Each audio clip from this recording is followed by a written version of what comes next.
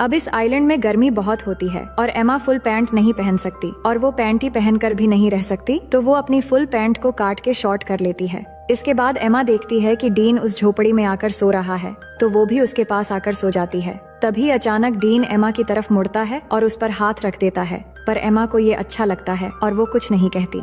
फिर अगले दिन जब एमा वाटरफॉल में नहा रही होती है, तब डीन आकर उससे सनस्क्रीन मांगता है, तो एमा डीन को कहती है कि मैं यहाँ नहा रही हूँ, तुम दूसरी तरफ जाओ। तो डीन कहता है कि तुम ही ने तो मुझे यहाँ पहरेदारी करने के लिए कहा है। ये सुन के एमा कहती है कि इस आइलैंड में कोई और भी है, इसलिए मैंने कहा। थोड़ी देर के बाद रात होने वाली है और एमा डीन को बता रही होती है कि वो अपने परिवार को बहुत याद कर रही है। तभी डीन को वहाँ पर किसी इंसान की खोपड़ी मिलती है, तो एमा उसे देखकर बहुत डर जाती है और कहती है कि ये भी हमारी तरह शायद यहाँ फंस गया होगा और इसकी ये हालत हो गई और अब हमारी हालत भी शायद इसी के जैसा हो जाएगा।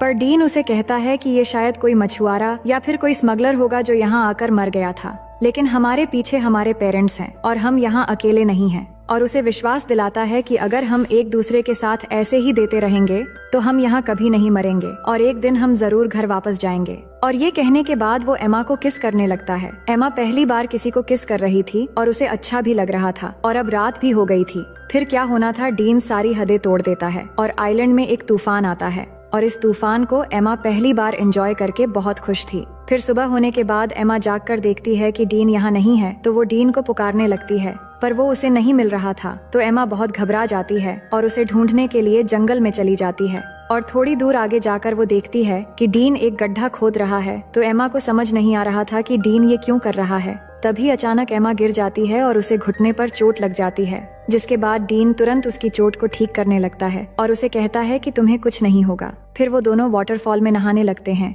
और यहाँ डीन एमा को बताता है कि उसकी माँ एक कार एक्सीडेंट में मर गई थी और एमा उसकी बातों को अच्छे से सुनने लगती है। फिर थोड़ी देर बाद वहाँ बारिश होने लगती है और डीन उसमें मस्ती करने लगता है और एमा उसे देखकर खुश हो रही होती है, जिसके बाद दोनों बारिश में डांस करने लगते हैं और डीन एमा की बालों में एक फूल लगा देता है। अब एमा डीन से कहती है कि मुझे फिर से तूफान के मजे लेने हैं। फिर डीन एक बार फिर से तूफान लाने की तैयारी शुरू कर देता है। वहीं अब न्यूज में बताया जाता है कि एमा और डीन के लापता होने की 1 महीना गुजर चुका है और पुलिस को लगता है वो अब जिंदा नहीं रहे, इसलिए पुलिस ने उन्हें ऑफिशियली ढूंढना बंद कर दिया है। पर एमा के दोस्त को अभी भी लग रहा है कि एमा और डीन अभी भी जिंदा है और बारबरा को भी वैसा ही लगता है और वो जैक के साथ हेलीकॉप्टर लेके अपनी बेटी एमा को ढूंढने फिर से चली जाती है और उन दोनों को अच्छे से ढूंढने के लिए सबको पर्ची बांट रहे होते हैं, जिन पे एमा और डीन के बारे में जानकारी दी हुई थी। ये सब कुछ करने के बाद जैक बारबरा से कहता है कि उन्होंने सब करके देख लिया, पर फिर भी एमा और डीन नहीं मिल रहे हैं। अब शायद घर वापस लौट जाना चाहिए।